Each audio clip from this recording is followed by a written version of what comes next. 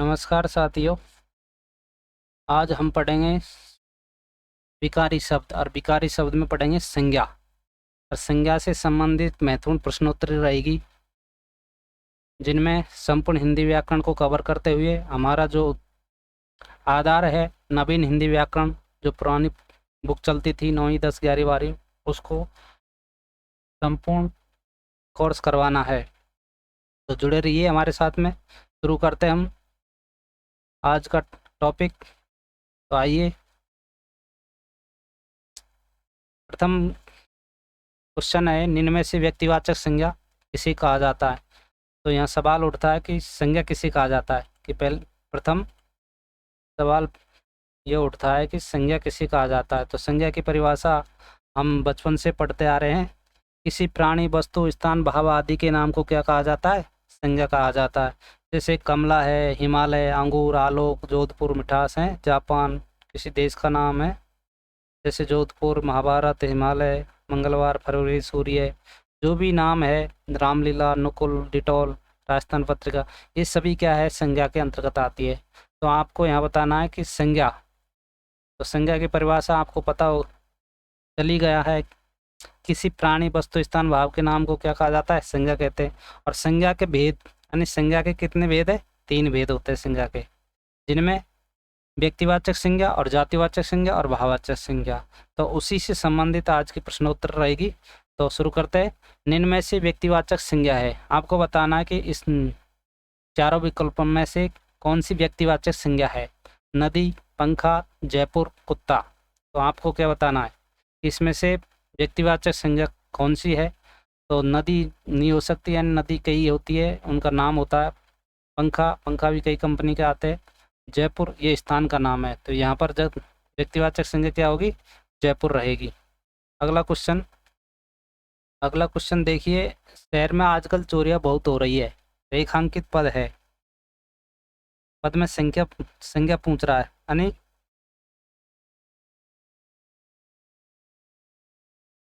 शहर में आजकल चोरियां बहुत हो रही है। तो यहाँ चोरिया शब्द, यानी चोरिया जो रेखांकित पद है उसमें संज्ञा पूछ रहा है कि चोरिया में कौन सी संज्ञा है।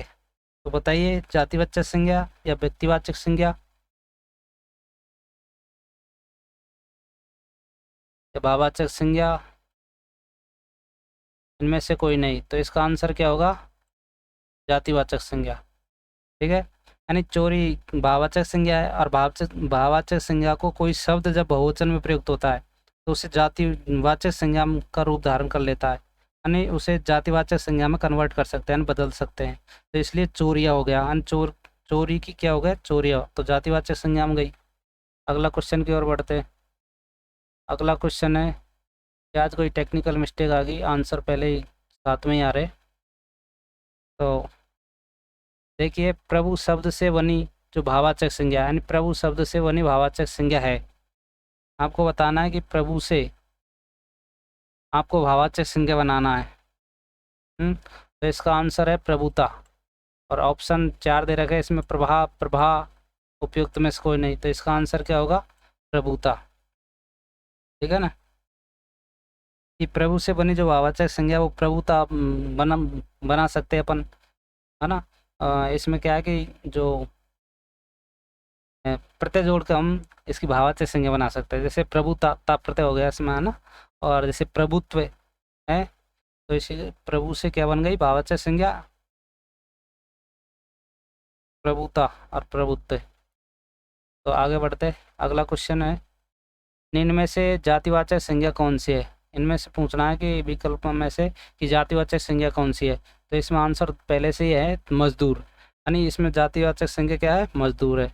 लेकिन हम चारों ऑप्शनों के बारे में डिटेल से पढ़ते हैं। जैसे गोपाल, अलवर और नंदन, ये क्या है भाई? जातिवाचक संज्ञा तो मजदूर हो गई, लेकिन ये और बाकी की जो विकल्प दे रखे हैं उनमें से कौन सी संज्ञा होगी? यानी मजदूर तो क्या हो गई? जातिवाचक संज्ञा हो गई। लेकिन जैसे गोपाल है, किसी का नाम आ गया, अलवर है, ये भी स्थान का नाम है, और नंदन, ये सभी क्या है? ये व्यक्तिवाचक संज्ञा है। ये तीनों कौन सी है? व्यक्तिवाचक संज्ञा। तो इसका आंसर क्या होगा? जातिवाचक संज्ञा मजदूर। ठीक है, आगे बढ़ते हैं। अगला क्वेश्चन है, रवीना हमारे घर की लक्ष्मी है। क्या है? हमारे घर की लक्ष्मी है। रेखांकित पद में संज्ञा क्या है? तो इसमें संज्ञा कौन सी होगी कि रवीना हमारे घर की क्या है? लक्ष्मी। तो लक्ष्मी में संज्ञा क्या है, मतलब कौन सी संज्ञा है? व्यक्तिवाचक संज्ञा, जातिवाचक संज्ञा, भाववाचक संज्ञा, इनमें से कोई नहीं। तो यहाँ पर आंसर पहले से ही टिक लगा रखा है कि जातिवाचक संज्ञा। लेकिन आपको बताना है कि व्यक्तिवाचक संज्ञा की परिभाषा, भाववाचक संज्ञा की परिभाषा है। तो जैसे व्यक्तिवाचक है, बे संज्ञा शब्द जो किसी एक विशेष व्यक्ति यानी वस्तु, जानवर या स्थान का बोध कराता है, तो उसे तो हम क्या कहा जाता, उसे हम क्या कहते हैं? व्यक्तिवाचक संज्ञा कहा जाता है। हाँ, जैसे व्यक्तियों के नाम हो गए, देशों के नाम हो गए, नदियों के नाम हो गए, शहरों के नाम हो गए हैं, धार्मिक ग्रंथों के नाम हो गए, दिशाओं के नाम हो गए, ये सब क्या है? ये सब किसके अंतर्गत आता है? व्यक्तिवाचक संज्ञा के अंतर्गत आता है। जैसे पर्वतों के नाम, दिनों के नाम, महीनों के नाम हैं, ग्रह नक्षत्रों के नाम, त्योहारों के नाम, स्थानों के नाम, जानवरों के नाम, वस्तुओं के नाम, समाचार पत्रों के नाम, ऐतिहासिक युद्धों के नाम, ये सब क्या है? व्यक्तिवाचक संज्ञा है। तो अगले क्वेश्चन की ओर बढ़ते हैं। अगला क्वेश्चन है, निम्न में से विशेषण से बनी भाववाचक संज्ञा क्या है? यह बताना है कि विशेषण से भाववाचक कैसे बनती है और इसमें बनी हुई कौन सी संज्ञा है, यानी विशेषण से हमने भाववाचक संज्ञा कौन सी बनाई है। तो चारों जो विकल्प है उनमें से वीर तत्व, अच्छाई या शत्रुता या बुराई। तो इसमें आंसर क्या होगा इसका? यानी विशेषण से शत्रु से शत्रुता बन गई, यानी शत्रु क्या है? विशेषण। ठीक है ना?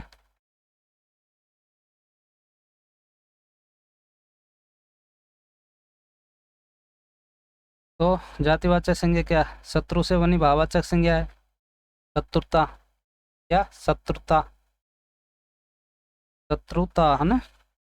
और जैसे वीर से क्या है? वीर विशेषण है। इसमें पूछ रहा है कि विशेषण से बनी भाववाचक संज्ञा नहीं है, तो शत्रु क्या है? एक जातिवाचक संज्ञा यानी शत्रु, और शत्रु से क्या बन गई? भाववाचक संज्ञा शत्रुता। इस प्रकार जैसे वीर से, वीर क्या है? विशेषण है वीर, तो उसमें हमने प्रत्यय लगा देते हैं, तो क्या क्या बन गया? वीर तत्व है ना, वीर तत्व, वीर वीर तत्व बन गया। जैसे अच्छा से अच्छा भी बन गया, अच्छा क्या विशेषण है, तो भाववाचक संज्ञा बन गई अच्छाई। बुरा, जैसे बुरा है, ये भी विशेषण है, तो बुरा से क्या बन गया? बुराई। ठीक है, भाववाचक संज्ञा बन गई बुराई। तो अगले क्वेश्चन की ओर बढ़ते हैं। अगला क्वेश्चन है, निम्न में से समुदायवाचक संज्ञा है, आपको बताना है इनमें कि समुदायवाचक संज्ञा कौन सी है। जैसे शेर है, छात्र है, कक्षा है, पशु है। तो इसका आंसर पहले से ठीक है, यानी कक्षा। कक्षा क्या है? समुदाय, एक से ग्रुप का अनुभव करवा रहा है, ग्रुप के बारे में कह रहा है। तो क्या है कि समुदायवाचक जो संज्ञा है, जैसे मान लो समुदायवाचक संज्ञा किसे कहे जाते हैं? जिन संज्ञा शब्दों से वस्तु या प्राणियों के समूह का बोध होता है, एक समूह के रूप में हमें बोध करवा रहा है। तो उसे क्या है? समूहवाचक संज्ञा कहते हैं। जैसे किसी व्यक्ति का समूह है, वस्तुओं का समूह है, जानवरों का समूह है। तो यहाँ पर कक्षा है, तो यहाँ बच्चों का समूह हो गया, है ना। जैसे तो समुदायवाचक संज्ञा क्या हो गई? कक्षा हो गई। और जबकि शेर है तो ये नाम, जानवर का नाम है। छात्र है तो छात्र क्या है? छात्र भी एक जाति का नाम हो गया। ठीक है। और पशु, पशु क्या है? जानवर हो गए। तो ये सब क्या है? ये सब क्या है? जातिवाचक संज्ञा है। इसमें केवल समुदायवाचक संज्ञा तो केवल क्या है?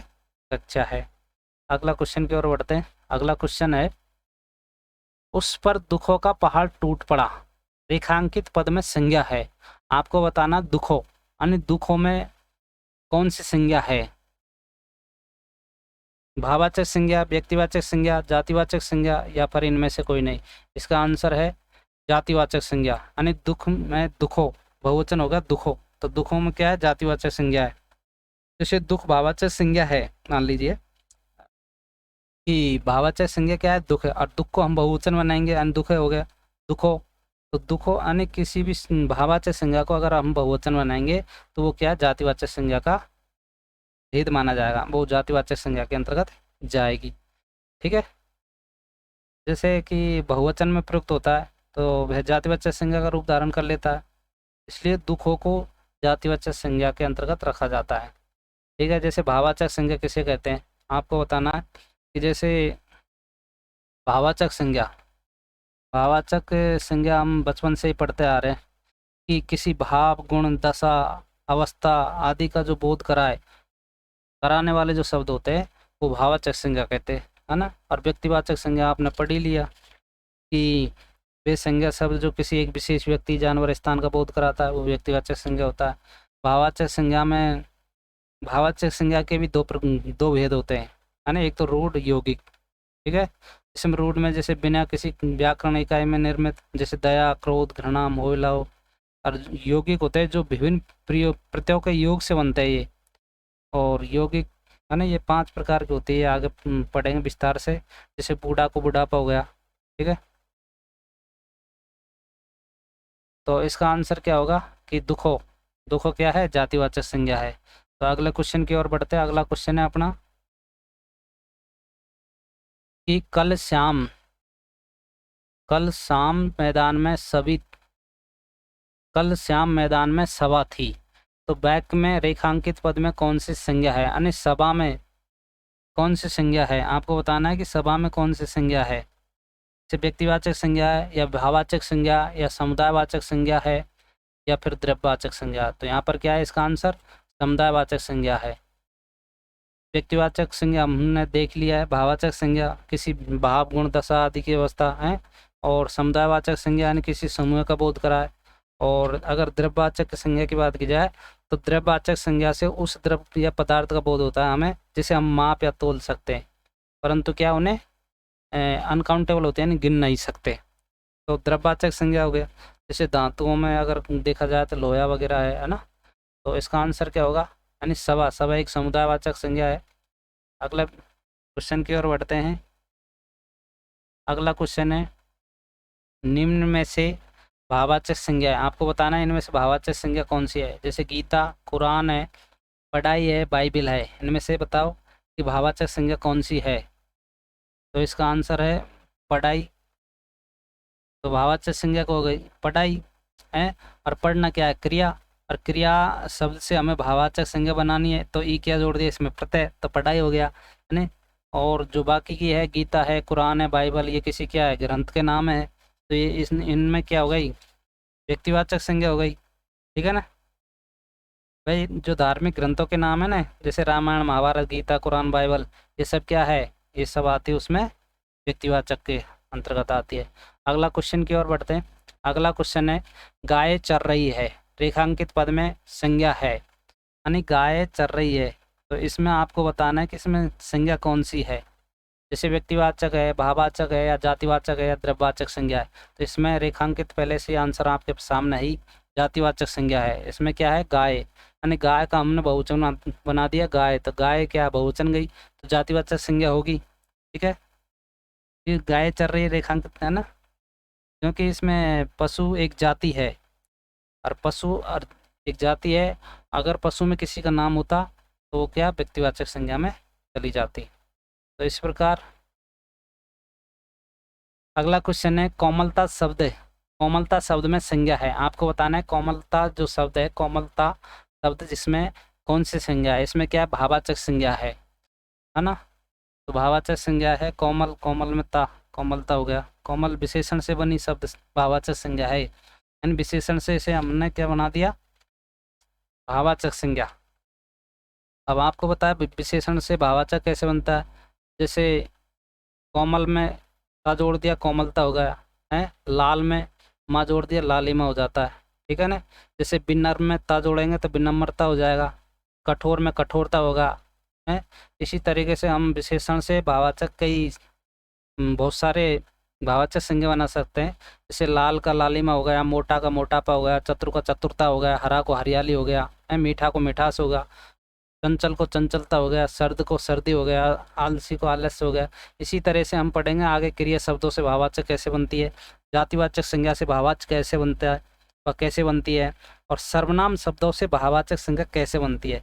ये सभी हम विस्तार से आगे पढ़ेंगे 1-2 दिन में, थोड़ी भी इस पे। अभी हमारे जो प्रश्नोत्तरी चल रही है वो सभी आए हुए प्रश्न है, आप इसे इसका लाभ लीजिए।